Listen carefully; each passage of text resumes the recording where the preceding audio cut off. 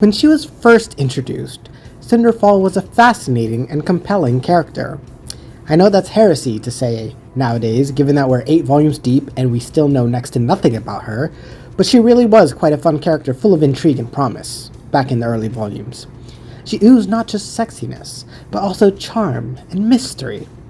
Cinder was a cool-headed, manipulative, strategic mastermind who always furthered her plans while smartly keeping her hands and plans close to her chest. You would never catch her doing a villain monologue about her evil plan when there was still a chance for it to be foiled by the heroes, and she'd be far more likely to have Ozymandias her way through her schemes. Somewhere along the way, in the journey from volumes 1, 2, 3, and 4 to volumes 5, 6, 7, and 8, Cinder became a bumbling idiot who lost any semblance of competency she once had in volumes 1, 2, and 3, and became a joke of a villain to the point even the other villains didn't respect her nor take her seriously. That wasn't always the case. Once upon a time, Cinder was an excellent and compelling character with loads of potential and had all the tools to become a memorable, competent antagonist to her protagonists in teams Ruby and Juniper. But that's the rub, isn't it? That's the cursed monkey paw nature of this show, curling one middle finger to the audience at a time. In Cinder's Fall, we're going to explore how Cinderfall failed to reach her full potential, and how her fall from grace is one of the most disappointing in the show, right up there with Adam Torres and James Ironwood, especially so given that she is the principal antagonist of the series, even more so than Salem.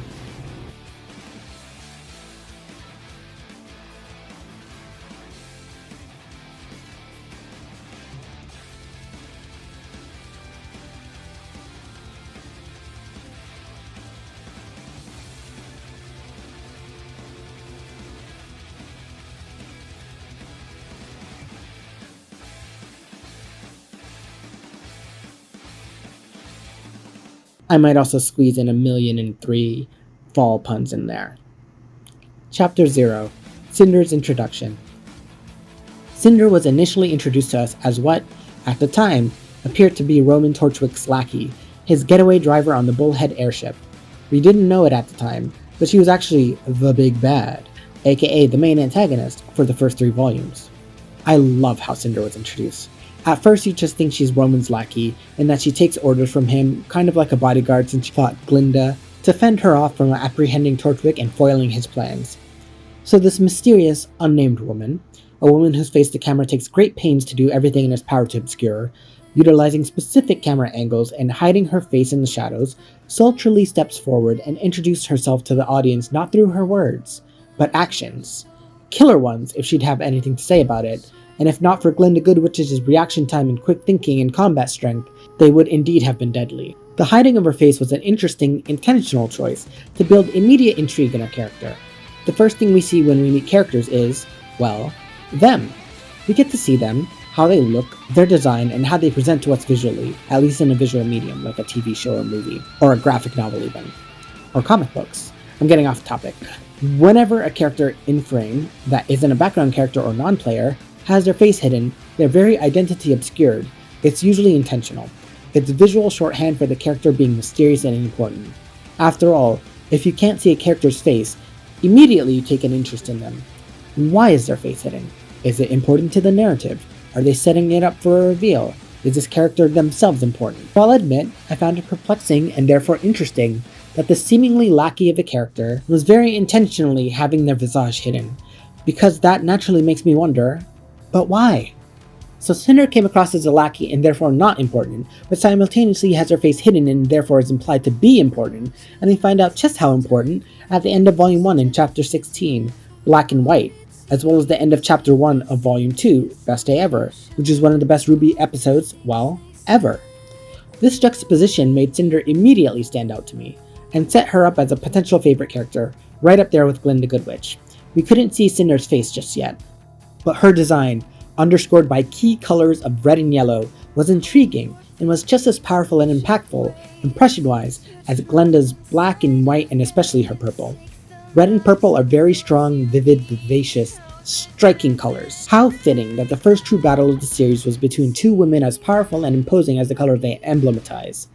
I don't consider Ruby vs. Junior's mooks to be a true fight, since Junior's goons got utterly stomped by Ruby, though it was a nice fight nonetheless. and Ruby didn't really fight Torchwick before Glinda showed up to save her. I consider Cinder versus Glinda to be the first true fight of Ruby, the one that shows the might and capabilities of people with professional Huntress level skills in combat, and what a fight it was. Up until this moment, we knew that wicked cool weapons were a part of this world as evidenced by Ruby's transforming Crescent Road's sniper sight. But, aside from that, and the crystallized elemental energy of dust, the world was fairly recognizable as similar to our own. It wasn't until Cinder vs. Glinda that we were introduced to the concept of superpowers existing in Remnant under the name, which I always really liked, of semblances. Something to keep in mind is that originally, the abilities Cinder displayed were all hers.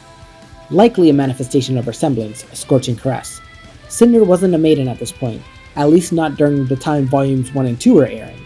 It's said that Monty didn't come up with the idea for the maidens until after Volume 2 and before Volume 3. That means all the funky cool crazy shit she did in her fight against Glinda, those circular glyphs that surrounded her and expanded around her to incinerate Glinda's telekinetic debris attack, and that scene at the end of Volume 1, the one with her literally manifesting flames in the palm of her hand, that was all her semblance and or dust.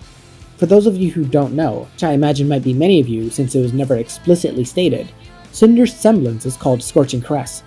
Remember when semblances had bitching names and everyone had bitching weapons that also had wicked awesome names? And it allows her to superheat objects and thus manipulate their shape as she likes. It's how she's able to harden normal dust into the glass shards that she uses in combat, like when she fought the inexperienced previous Fall Maiden, Amber, in Volume 3, Chapter 7, beginning of the end. It's also how she did this little trick with Neo. I always did really like that Cinder's semblance was heat manipulation, as opposed to her having elemental control over fires and flames, as it's a more unique ability rather than your standard fire fare. It also is a unique take on a superpower based on her fairy tale illusion as Cinderella. If you somehow hadn't managed to realize it until now, yes, Cinder is inspired by Cinderella. As basing her powers off the heat of the cinders and ashes left over after a blazing fire in a hearth, aka the fireplace, is a novel take compared to just making her a Remnant's equivalent of a firebender. I mean, she did show the ability to generate flames out of nothing, but it was never originally her main power set, as all her moves centered around the utilization of her semblance, Scorching Caress. Given that maidens were not originally part of the concept of Ruby, Cinder's manipulation of heat and flame was just part and parcel of her character and skill set, and she established herself as a top-tier combatant right off the bat alongside Glinda. We wouldn't know it then, but after the retcon and implementation of the idea of maidens, Cinder became one of the strongest characters in all of Ruby, and that retroactively makes Glinda one of the top tier combatants too, since we never really see her have a full-on fight again since. Glinda went toe-to-toe with a maiden, and that is some impressive combat skill. Ruby was right to fawn over Glinda as a paragon of what a true huntress was like. Side note, did anyone else wonder why Roman just stood there? I mean, the Bullhead airship. There was zero reason for them not to fly away, but I suppose they had to engage with Glinda and Ruby for the sake of combat and to show off what the series was about. Narratively though, it makes zero sense for them to stick around to battle, and it was never really addressed. That would be Cinder's only appearance in Volume 1 until the after volume credits scene, where she corners Roman at a warehouse with cardboard concept art cutouts of Emerald and Mercury behind her, and revealed herself to be superior in rank to him as he answered to her.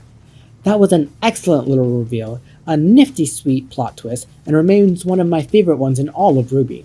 She was set up as just another lackey with no name, no face, and no dialogue, albeit a hyper-competent one with wicked heat-based abilities, and yet she came back in the Volume 1 stinger and turned out to be far more important than we initially believed her to be. Up until that point, all we knew of Cinder was that she could fly and pilot a bullhead, and that she was excellent at combat, enough to best a professional, experienced, veteran huntress and force her to fall back as she made her escape. Then came the reveal that she was no lackey, she was the fucking boss.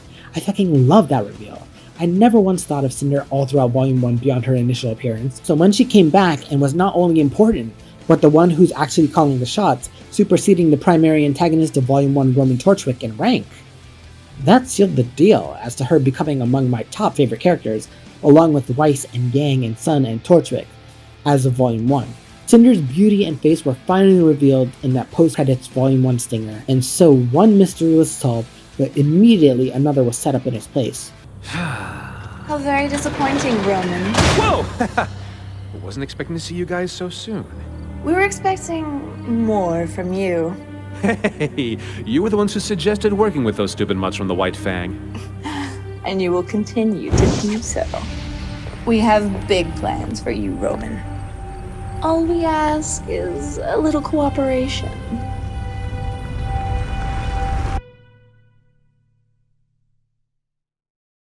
What was her plan?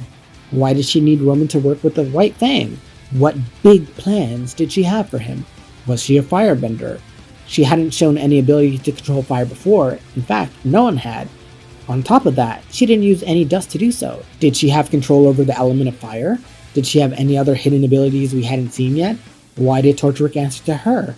What made her his boss? Usually, it's the other way around. You see female subordinates to male superiors, so to see the inverse of that, where a woman is in charge of a man, already proved more interesting than an alternative. We would get that alternative anyways in the form of Torchwick's presumed subordinate actual partner Neo, but not until Volume 2. And I suppose you could also consider Glinda, or like Ozpin's subordinate, but that's neither here nor there. It's everywhere. Torchwick was a crime boss, a cunning mobster who had an entire city running scared. Look around, kid. I've got this town running scared. Police camping out at every corner, dust prices through the roof, and we're sitting pretty in an old warehouse with more dust crystals, vials, and rounds than we know what to do with. What made him answer to her? Was it because she had combat abilities that far superseded his own? Was she forcing him to do so? It was kind of apparent that that was the case, given she was giving him orders and there was an implied veiled threat when she manifested her flames in the palm of her hands. Cinder was giving the audience intimidation and intrigue, and I for one could not wait to see where her character was going. Volume 1 gave her minimal screen time, but utilized it extremely effectively to establish her as not just a powerful combatant, but someone who would be driving the plot forward. A competent, mysterious, and fascinating antagonist to move the events of the story along. She didn't get much screen time, but boy howdy did they make extremely good and smart use of it. Now that Cinderfall had been properly introduced, how would we see her character develop in Volume 2 and going forward? Chapter 1,